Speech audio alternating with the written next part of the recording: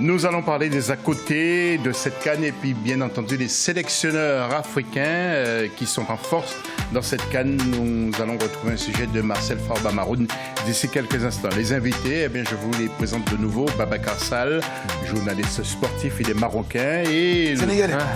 Oui, il est sénégalais. Et le deuxième, c'est lui qui est marocain par contre, c'est Saïd Afid. C'est moi.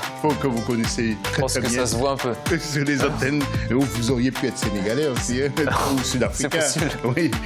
Et donc pour l'interactivité, je vous rappelle bien que vous n'hésitez pas, vous nous donnez vos pronostics au quotidien et puis bien sûr nous faire part de vos remarques sur les rencontres, par exemple sur Facebook Africa 24 TV et pour le Twitter avec l'hashtag Africa 24. Nous allons parler tout de suite des sélectionneurs africains en masse dans cette CAN 2019, beaucoup plus que dans les précédentes éditions. Sans doute l'émergence de nos techniciens qui commence. L'éclairage de Marcel Farba Maroun. Dans le cercle restreint des grandes nations africaines de football figure le Nigeria. Les Super Eagles disposent d'un des palmarès les plus captivants du continent avec 6 participations en phase finale de Coupe du Monde, dont 3 huitièmes de finale, 17 participations en Coupe d'Afrique des Nations, dont 3 victoires finales, 2 phases finales de la Coupe des Confédérations avec une 4e place en 1995 et médaillé d'or aux Jeux Olympiques d'été 1996 à Atlanta, première équipe africaine. Pour cette édition, 11 formations sur 24 se retrouvent avec un technicien local sur le banc. Entraîneur de cette compétition avec la plus grande longévité, Florent Ibenge dispute sa 3e CAN avec la République démocratique du Congo. Son palmarès est assez enviable avec une 3e place à la CAN 2015, un quart de finale à la CAN 2017 et surtout un championnat d'Afrique des Nations remporté en 2016. Chez les Black Stars du Ghana, l'ancien international James Kwesi Appiah assure le coaching, lui qui connaît bien la sélection pour l'avoir d'abord dirigé en catégorie espoir, avec qui il a gagné les Jeux africains de 2011. 4e à la CAN 2013, Appiah est remercié après une campagne de Coupe du Monde 2014 décevante. Il effectue son retour en avril 2017 et réussit à qualifier son équipe pour la CAN 2019. Ancien capitaine de l'équipe du Sénégal, Aliou Cissé se fait d'abord distinguer sur le banc lors des Jeux Olympiques de Londres en 2012, période durant laquelle il est l'adjoint de Karim Séga Diouf. Il prend les rênes de la sélection A en 2015. Depuis lors, il a réussi à atteindre les quarts de finale de la CAN 2017, qualifie le Sénégal à une 2e Coupe du Monde et permet de placer son équipe parmi les favoris. Parmi ses techniciens, on peut également citer Sunday Chizambwa du Zimbabwe, Jamel Belmadi de l'Algérie, Olivier Niungeko du Burundi, Ricardo Manetti de la Namibie, Ibrahim Kamara de la Côte d'Ivoire, Mohamed Magasuba du Mali, Bassirou Kandé de la Guinée-Bissau et Emmanuel Amunike, technicien nigérian et sélectionneur de la Tanzanie. Voilà, messieurs, que pensez-vous de la situation? C'est une bonne chose, Babacar? Bien sûr, c'est toujours une bonne chose de voir des entraîneurs africains à la tête de des sélections africaines. Depuis un moment, on parlait souvent des sorciers blancs. À un moment donné, il y a beaucoup de coachs français qui venaient coacher les sélections africaines. Et c'est vrai qu'ils ont ramené des résultats, on ne va pas se mentir. Mais c'est vrai qu'à un moment, un retour des sélectionneurs africains dans leur sélection, je pense que c'est une bonne chose. Oui, Saïd, vous avez toujours, vous, défendu les techniciens africains. Vous pensez qu'il y a un effort qui a été fait, une belle progression quand même? Toujours. Comme le disait Babacar, c'est forcément une bonne chose d'avoir un technicien local au sein de la sélection. Mais on ne va pas regarder forcément que ce critère-là. Le critère principal avant tout et déterminant, c'est la compétence. La compétence prime sur la nationalité, d'accord? Certes, quand vous êtes un technicien local, vous avez un sentiment d'appartenance plus fort, vous êtes beaucoup plus concerné, vous avez une légitimité, surtout si vous avez été un ancien international de cette même équipe. Donc votre voix, elle est un peu plus forte. Par contre, on va pas, le critère de la compétence, lui, il est primordial. Moi, ce qui me dérangeait le plus, c'est quand on nous envoyait des techniciens étrangers qui n'étaient même pas pressentis pour entraîner une équipe de première division de ces pays-là, d'accord? Ou quand ils n'avaient même pas encore coaché dans une équipe en Europe et on les envoyait à la tête de grandes sélections africaines. Notamment, on pense à Sabri Lamouchi. Sabri Lamouchi, qui n'avait jamais auparavant été entraîneur, on le met à la tête d'une très grande nation du football africain qui est la Côte d'Ivoire. Pour moi, ce genre de comportement me dérangeait énormément. Ou quand on a des entraîneurs qui, échec après échec, continuent à trouver des sélections en Afrique. Ça, c'est un comportement qui me dérange, d'accord? Après, quand on a des techniciens européens comme Hervé Renard notamment, qui ont fait leurs preuves, qui sont des grands techniciens et qui sont... Michel Dussuyer aussi. Hein. Dussuyer aussi.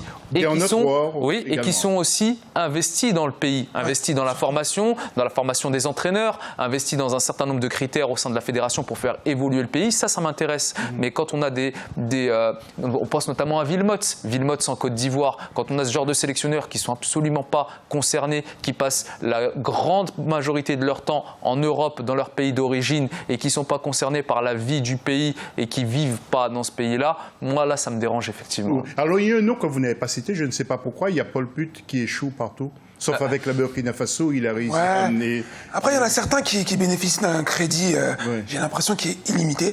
Et on va même parler des sélectionneurs africains. On va pas être d'accord, mais Ibengue de la RDC... je suis désolé, mais c'est fait d'armes, c'était il y a 4 ans. À un moment donné, il faut peut-être du changement. Là, malheureusement, les résultats de la RDC ne sont pas bons. Je veux bien comprendre qu'il soit aussi coach d'une équipe en RDC, plus sélectionneur. Je peux comprendre, je peux l'entendre qu'il ait eu des performances.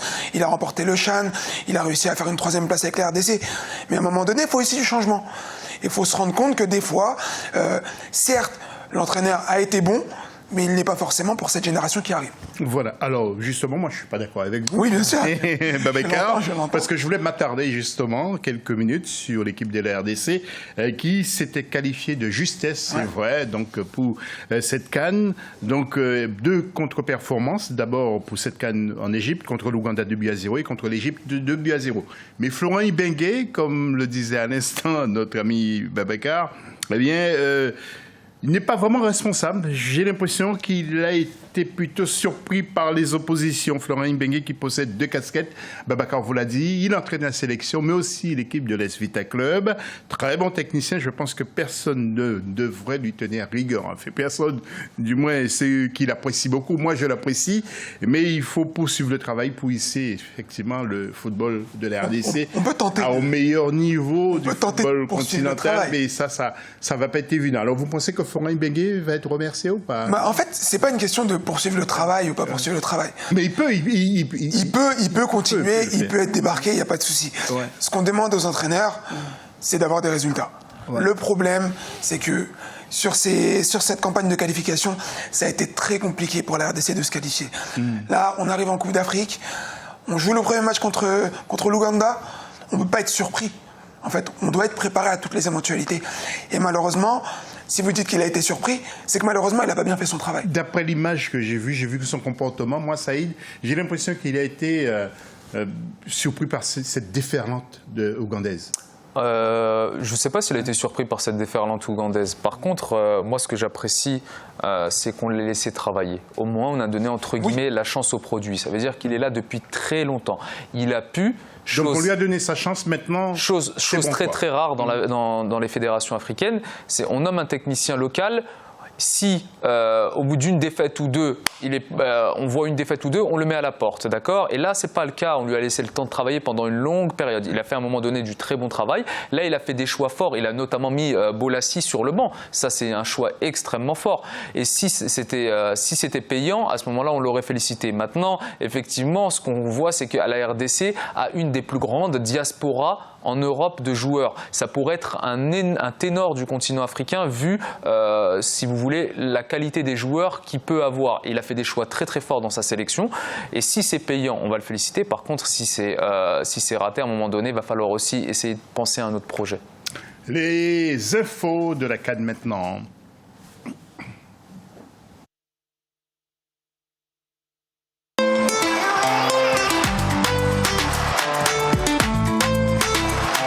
Et au lendemain donc de leur belle victoire face à la Mauritanie, 4-1, les Aigles du Mali sont vite passés à autre chose pour préparer dans la sérénité leur 2e sortie contre la Tunisie ce vendredi. L'attaquant du Sporting Club du Portugal, Abdoulaye Diaby, a déclaré après le match contre la Mauritanie: nous avons passé une très belle soirée. Je pense que tout le peuple malien était content. Aujourd'hui est un autre jour pour travailler. Et puis je pense aussi à Pathé Diallo, qui devrait être dans tous ses états du côté de Bamako, parce que c'est vrai qu'on nous regarde. Et à Mohamed Traoré. Oui, Mohamed Traoré qu'on salue.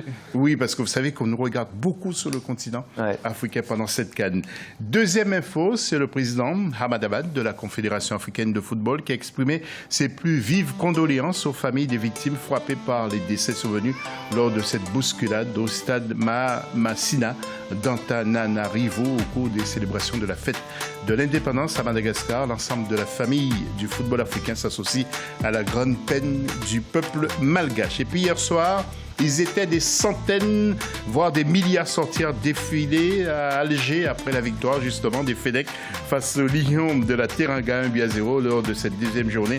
Alger, la capitale algérienne, a vécu une soirée en liesse. Les klaxons ont résonné sur les artères principales, notamment à la rue Didouche Mourad ou encore sur le boulevard Assiba Ben Bouali. Vous connaissez, vous Non, ce boulevard-là, non. Et puis la sélection nationale, donc, qui ne s'était pas qualifiée, écoutez bien, pour le deuxième tour d'une CAN depuis 2015 en Guinée équatoriale.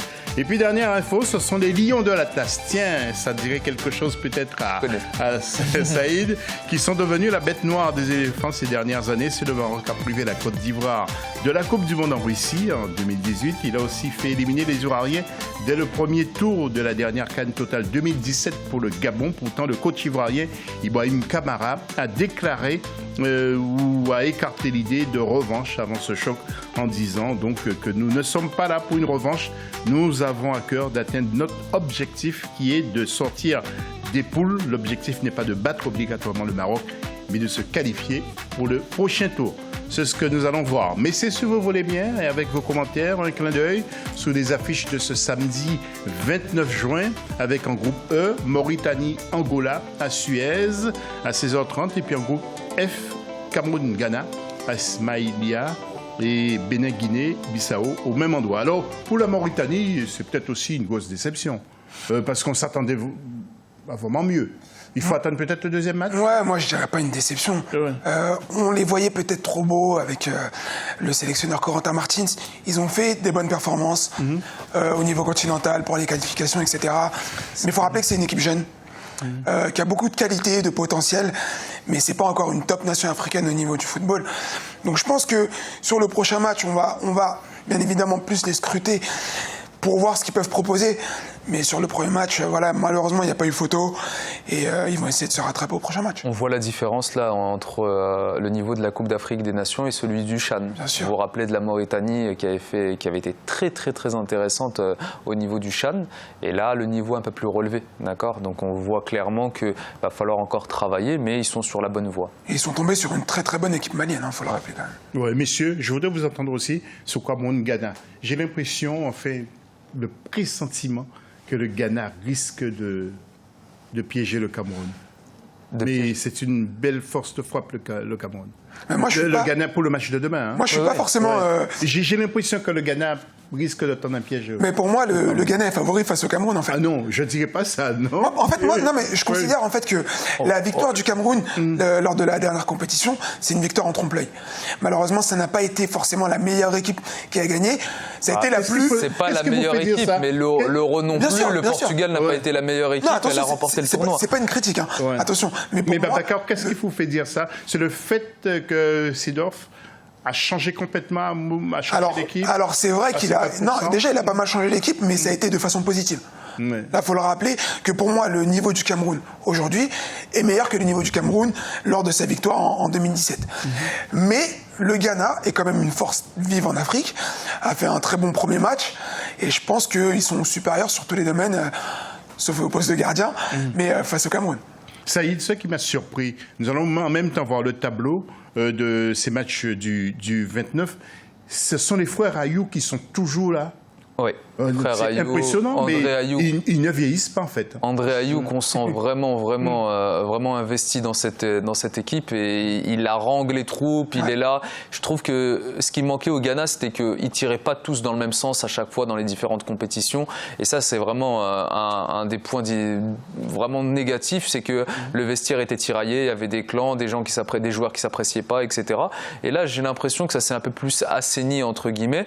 On voit que vous parliez des frères Ayou, on voit que Jordan Ayou a mis quand même Asamoah Gyan sur le banc, et c'est une légende du football ghanéen et même du football africain, Asamoah Gyan.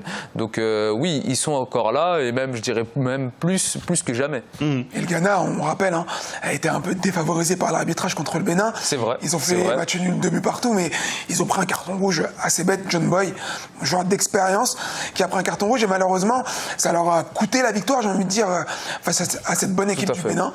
Donc je pense qu'ils auront à cœur de se rattraper pour ce prochain match contre le Cameroun. Alors nous allons faire une petite synthèse. En groupe E, Mauritanie-Angola, ce sera Suez à 16h30, 14h30 GMT. Au classement, je rappelle bien que le Mali est en tête avec 3 points, avec l'Angola qui est deuxième 1 point, Tunisie 1 point et Mauritanie dernier avec 0 point. Groupe F, Cameroun contre le Ghana et Bénin contre Guinée-Bissau. Le Cameroun est en tête avec 3 points, deuxième le Bénin et le Ghana 1 point et à la dernière place Guinée-Bissau. Mais je voudrais aussi vous entendre sur le Bénin.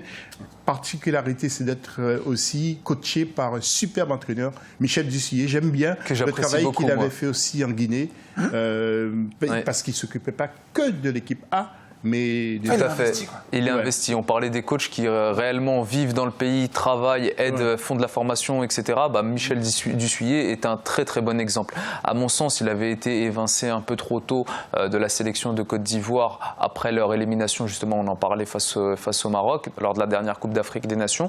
Pour moi, c'est un très bon coach du continent et voilà, c'est un des modèles de travail qu'on souhaite avoir sur le continent, vraiment avec de la compétence. Et alors qu'il est sous-coté en France, personne. Quand vous dites Michel Dussuyer en France, pas grand monde ne connaît. Ancien grand gardien de but du championnat français. Messieurs, je vais vous demander un exercice maintenant, peut-être un peu compliqué, difficile. Ce sont les pronostics, mais après ça.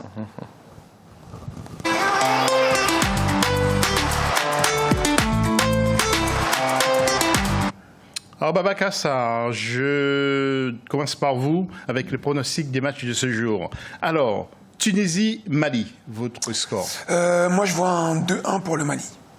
Ensuite, Maroc-Côte d'Ivoire. Côte d'Ivoire, c'est un peu compliqué, mais je vais dire, allez, 1-0 pour la Côte d'Ivoire. Oh non. Afrique du Sud-Namibie. Afrique du Sud va l'emporter. Ça va être serré, parce que les Namibiens ont un très bon gardien, mais je vais dire 2-1. Ensuite, Saïd va nous faire aussi ses pronostics. Saïd, Tunisie-Mali. Tunisie-Mali, contrairement à Babacar, moi je vois la Tunisie ne pas passer à côté de ces phases de poule et donc je vois la Tunisie gagner 1-0.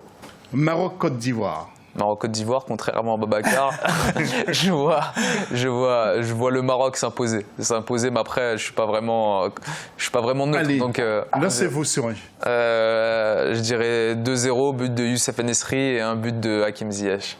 Et puis troisième match, Afrique du Sud-Namibie. Afrique du Sud-Namibie, ça va être un match qui est très très très serré, je dirais match nul, un partout. Voilà, bien messieurs, demain nous allons vérifier tout ça, demain dans notre prochaine émission, c'est-à-dire la 9e. Merci en tout cas Babacar Sall d'être passé. Merci à vous. Et j'espère qu'on vous reverra sur le plateau et puis ainsi avec que plaisir. Saïd à Physique. On a merci José, merci à tous. À Africa 24. Merci en tout cas à vous téléspectateurs d'avoir suivi cette émission. Rendez-vous demain, même heure, même antenne pour un nouveau numéro donc, de ce spécial Cannes en Égypte, Cannes 2019 total. Merci encore une fois. Salut.